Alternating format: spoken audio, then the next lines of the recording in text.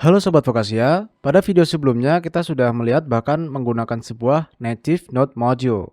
Di mana pada video ini kita akan memperluas ilmu kita tentang Node dengan mempelajari Node Package Manager atau yang biasa dikenal sebagai NPM. Jadi, apa itu sebenarnya Node Package Manager atau NPM? Pada dasarnya, NPM ini adalah tempat untuk mengumpulkan modul-modul yang telah kita buat oleh orang lain secara open source yang dapat kita gunakan pada project Node kita. Intinya, semakin kompleks aplikasi Node kita, maka akan semakin banyak pula package yang akan kita gunakan. Maka disinilah kita akan menggunakan yang namanya Package Manager, yaitu sebuah tools yang dapat membantu pengelolaan package atau modul pada project kita. Setiap ada bahasa pemrograman yang populer, pasti ada yang namanya Package Manager. Contoh seperti Java, ada Maven atau Gradle, PHP ada Composer, dan Python ada pip. Intinya, ketika kita mempelajari sebuah bahasa pemrograman, pastinya kita tidak akan terlepas dari yang namanya package manager. Di mana dengan adanya package manager ini, kita dapat dengan mudah memasang atau mencabut sebuah package atau modul eksternal yang pastinya dalam kasus ini tuh modul eksternal tersebut itu bukan bawaan dari Node.js ya. Nah, kalian tidak perlu menginstal apa-apa di sini karena npm itu sendiri bawaan dari instalan Node.js kita. Sekarang mari kita coba menginisialisasikan npm pada project Node.js kita ya. Lanjut ke dalam text editor. Di sini saya sudah membuat sebuah folder baru yang di dalamnya sini akan saya buatkan sebuah file baru bernama index.js seperti biasa ya. Langkah selanjutnya kita akan buka terminal. Lalu menginisialisasikan npm dengan komen npm init. Di mana selanjutnya kita akan disambut dengan berbagai pertanyaan. Pertanyaan-pertanyaan ini bertujuan untuk membantu membuat file konfigurasi awal yang bernama package.json ke dalam project Node kita. Serta dapat memungkinkan project kita juga untuk dijadikan sebuah package atau modul yang bisa kita share ke public. Namun itu udah beda hal ya. Karena fokusnya pada materi video ini itu supaya kita memahami cara menggunakan npm ini untuk menginstal modul eksternal ke dalam project kita. Misal di sini saya akan menyebutnya dengan nama learning npm. Versi kita biarkan default di 100. Untuk deskripsi saya akan berikan learning about npm. Entry point kita biarkan default. Test comment kita kosongkan saja. Git repository kosongkan. Keywords kosongkan. Author akan saya beri nama John Doe. License biarkan default. Lalu ada pertanyaan nih. Is this okay? Kita berikan yes. Nah, jika sudah, sekarang apabila kita cek di dalam folder project kita ini, ada sebuah file yang bernama package.json. Di dalamnya di sini ada konfigurasi dari npm yang direpresentasikan ke dalam bentuk JavaScript Object Notation atau bisa disingkat JSON. Jadi kalau kalian kurang familiar dengan bentuk JSON, maka beginilah bentuknya ya.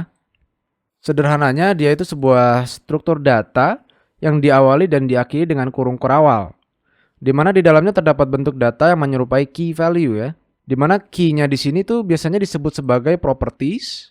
Lalu value-nya itu berada setelah tanda titik 2 di sini.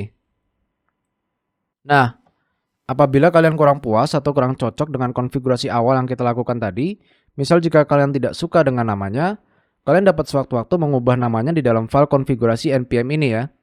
Selanjutnya, kita akan menggunakan komen npm install untuk memasang sebuah modul eksternal atau package ke dalam project kita.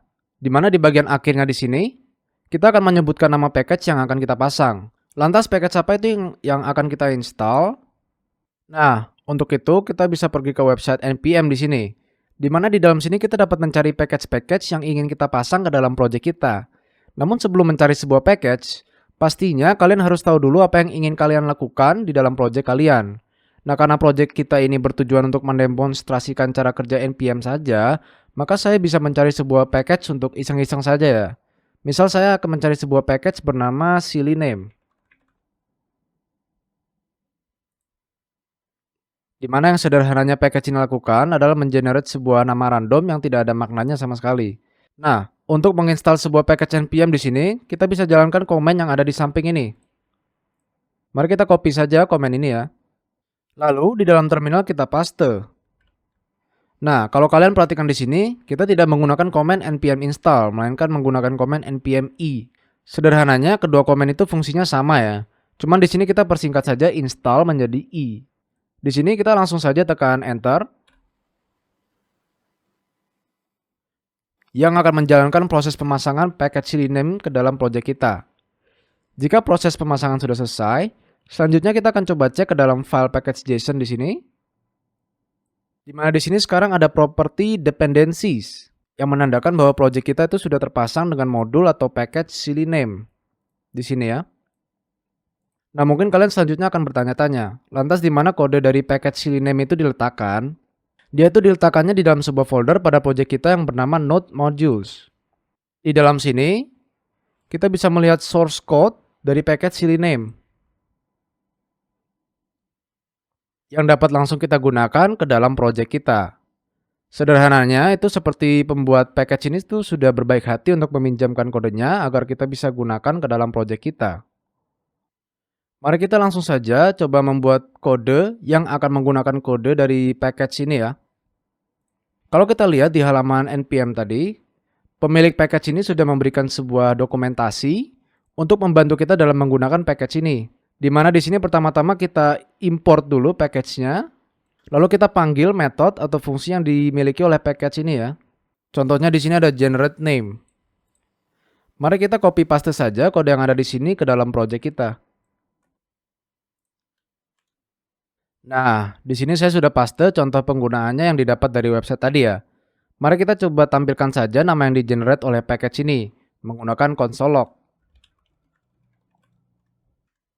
Misal saya berikan pesan my name is. Namun sebelum itu, pastikan di bagian string ini kalian jangan menggunakan tanda kutip ya sebagai pembuka dan penutupnya. Melainkan menggunakan backtick setiap kita ingin memasukkan sebuah variabel ke dalam string. Karena di sini saya ingin memasukkan variabel CiliName di sini. Seperti ini ya. Jika sudah, kita save dulu filenya. Lalu mari kita coba jalankan saja dengan komen node index.js. Nah, akhirnya pada terminal di sini kita akan diberikan output my name is apalah inilah ya. Maka kode package ini sudah berjalan dengan baik di dalam project kita. Sekarang kita sudah melihat betapa mudahnya kita dapat memasang package seseorang menggunakan npm di sini. Nah, kalau kalian ingat di video sebelumnya, saya sudah menyenggol yang namanya ECMAScript module. Di mana pada dokumentasi Node yang sebelumnya sudah saya tunjukkan, itu ada toggle untuk menggunakan ISM atau CGS untuk memasukkan sebuah modul ke dalam file project kita. Jadi, ketimbang kita menggunakan keyword require, kita bisa menggunakan keyword import. Yang mana ini adalah sebuah perubahan yang ditambahkan pada Node.js versi 12, di mana tujuan utama dari keyword import di sini itu supaya kita dapat menstandarisasikan penulisan kode untuk menyerupai sebuah project front-end pada project back-end kita ya. Sederhananya seperti itu sih tujuannya. Walaupun di balik layar itu ada berbagai optimisasi yang Node.js lakukan ketika kita menggunakan keyword import ketimbang require. Namun kita tidak perlu hiraukan itu ya. Karena jika kita menggunakan import pada kode front-end kita, lalu kita menggunakan require pada kode back-end, pastinya akan bikin bingung ya. Intinya supaya kode JavaScript kita itu bisa konsisten antar back-end dan front-end. Nah, balik ke text editor kita, di sini saya akan pergi ke file package.json terlebih dahulu. Lalu di bawah property main di sini, saya akan secara manual tambahkan property baru yang bernama type. Di mana value-nya akan saya berikan module. Seperti ini ya. Kita save. Lalu di file index.js, saya akan mengubah keyword require ini menjadi bentuk import.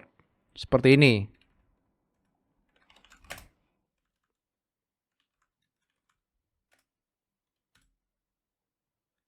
Jika sudah, kita hapus saja kode yang mengandung keyword require di sini.